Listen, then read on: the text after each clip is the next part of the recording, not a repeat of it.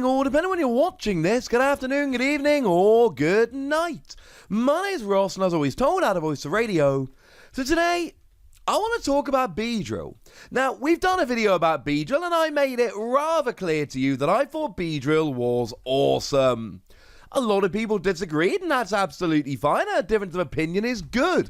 It means we can talk and discuss, and hopefully all get just that little bit smarter. But the good news is, the lovely Talonite X has gone and shared a bunch of deck lists over on Twitter that show that, in fact, this is looking very, very good. And it is seeing a whole bunch of play, and that maybe, just maybe, Beedrill's something we should be taking rather seriously. Now, Beedrill's got the exact same ability as the Greninja GX from Detective Pikachu. If it is the only card in your hand, you may play it from your hand to the bench, even though it's a stage 2, and then draw 3 cards. Sounds good. Sounds very good. Here's the thing, though. In a world where Greninja didn't see a huge amount of play, and I had this question a lot, and it's a terribly fair question. Why do I believe that Beedrill would all of a sudden see a bunch of play? And I told you there are basically multiple reasons. First of all, it is a 1-prize Pokemon rather than a 2-prize liability sitting on the bench. I think that's fairly important. Secondly, it's got free retreat, so it actually helps you out when it's sitting on the bench rather than just being super annoying. Thirdly, it is a grass Pokemon, so you can use Turffield Stadium to search it out nice and easily. And fourthly, we've got Scoop Up Net. So if Scoop Up Net's the only card in your hand, but Beedrill just happens to be on the bench, then Scoop Up Net turns into an item card that draws you free. And we all know, right, that if there was an item card that just drew you free cards, that would be a 4 of in every deck. No, that is not the same. But once there's a Beedrill on the bench, it kind of is. I adore this.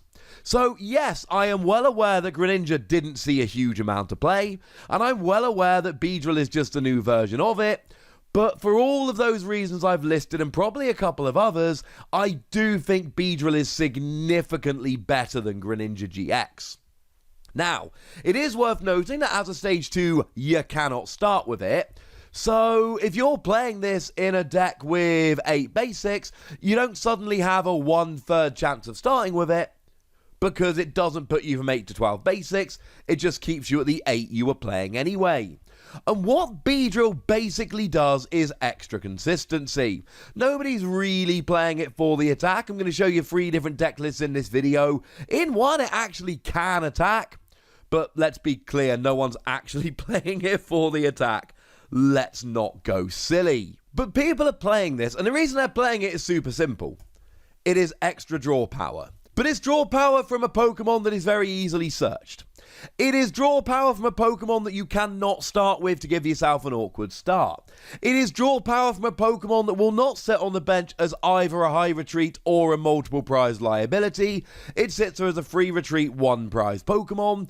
And for all of those reasons, all of a sudden this starts looking really, really good. Now, yes, I know that it has to be the only card in your hand in order to use it, and that does make things a little bit more awkward, but a lot of the time we really are going to be able to make this work. Now, I've not yet seen any Beedrill decks, and honestly, I don't expect to. Beedrill as an attacker is underwhelming, and just drawing cards alone isn't going to win you the game. Unless you're playing some weird variation of Unknown Hand, but given that I've not seen any of those decks so far, that is the one whereby if you can get at least 35 cards in hand and Unknown active, you just declare that you win the game. Seems a little bit unfair, don't you think? But it's rotating out anyway, and I've not seen it, so let's not worry too much about Unknown. Let's look at the kind of decks that can play it, and like I said, we're not going to do a deep dive on these deck lists. I might dig into some of them in the future, but what we're doing today is just looking at them as examples. So, starting off then, how about Decadueye? Now, the good news is that we do actually have an English version of Decadueye. It has been confirmed as one of the pre-release promos, which is coming out for the set. And I did a couple of days ago do my listing of the 4 pre-release promos. I put them in order. Spoiler alert, it's the best one by a bit of a margin. But it's got that ability, Deep Forest Camo, which prevents all damage done to this Pokemon by attacks from your opponent's Pokemon V and Pokemon GX. So, why do we like Beedrill in the Decadueye deck? Well, there's a number of reasons.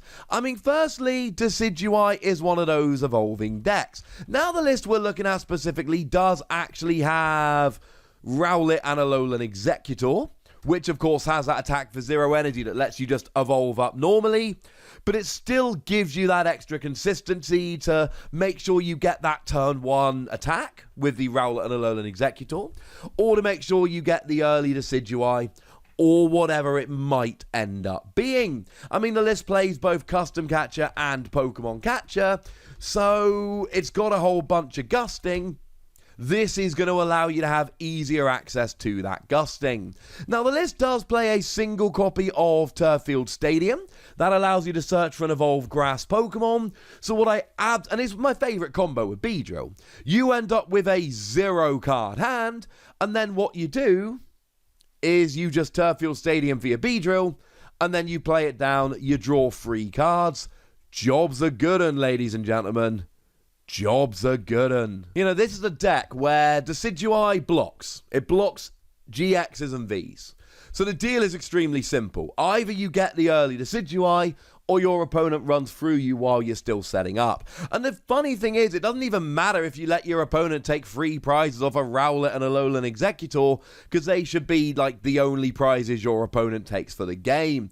Fine, your Beedrill can be gusted up with stuff like Boss's Orders and then KO'd, but as long as you don't put 3 Beedrill down after your opponent's taken a KO, you'll be fine. It is a deck that needs to set up and will wall a bunch of decks when it does. This is a good one. One that you might be expecting just a little bit less here is Blacephalon. Yeah, that's right. Baby Blacephalon itself. There's a list here that's playing 4 Beedrill. And why, pray tell, would we possibly want to play 4 Beedrill? Well, it's like we've seen a million times before. You just need to set up. Remember, Blacephalon is a very good attacker, but let's not pretend it's some easy thing to do every turn. In order to attack with Blacephalon every turn, you need a Welder and 3 energy in hand. 1 to attach normally, 2 to attach with Welder, although the normal attachment can be done after playing the Welder. And you need to get your Blacephalon into the active spot, and you need a number of energy equal to your opponent's Pokemon's HP divided by 50. So if your opponent's got something like a Dragapult V Max in the active, you'll need 7 energy in hand. It is clearly a deck that desperately needs to set up and get rolling. That's where this comes in. It's still a Baby Blacephalon, a Blounds list, if you would. It still plays Jirachi for the extra consistency. It does also still play a copy of Oricorio GX that lets you draw 3 cards if you've had a Pokemon KO'd the previous turn. It's still a very nice deck, but now Beedrill gives you that extra speed. And also, you don't actually want to play Oricorio. What you want to do is play a bunch of single prize Pokemon. One of the things that the Dene lists up till now have been doing is basically being forced into using multiple prize Pokemon. If it's not Oricorio, it's Dedenne or it's Blacephalon, etc.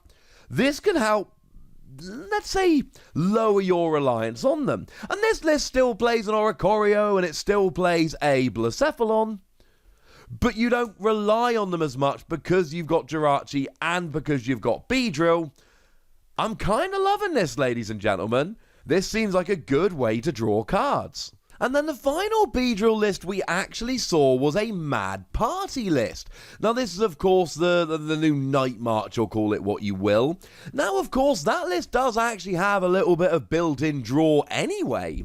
It does play the Poltergeist that lets you discard a Mad Party member from your hand and then draw 2 cards by virtue of having done so. which is a very cool thing to do. And here, it's just more consistency. You know, that deck, the entire point is you're trying to chuck mad party members in the discard pile, because all of the attacks do more damage based on how many mad partiers are in the discard pile. But it's also a deck that is built around very little special energy. It's just playing, you know, as you can see from the list on the screen, 4 twin energy and 1... capture energy that gets another basic out, so it really is a kind of deck where you need to get rolling, and that's really what we're seeing from these Beedrill decks here.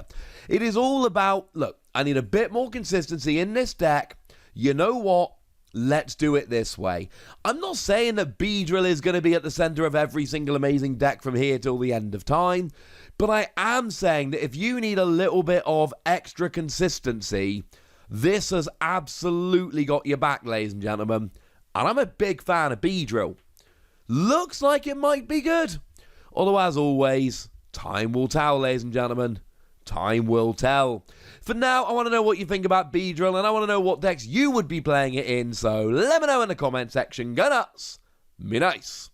And then make sure you like this video, subscribe to this channel, follow me on Twitter at TheWasi, and Twitch for some live action at twitch.tv/PTCGRadio.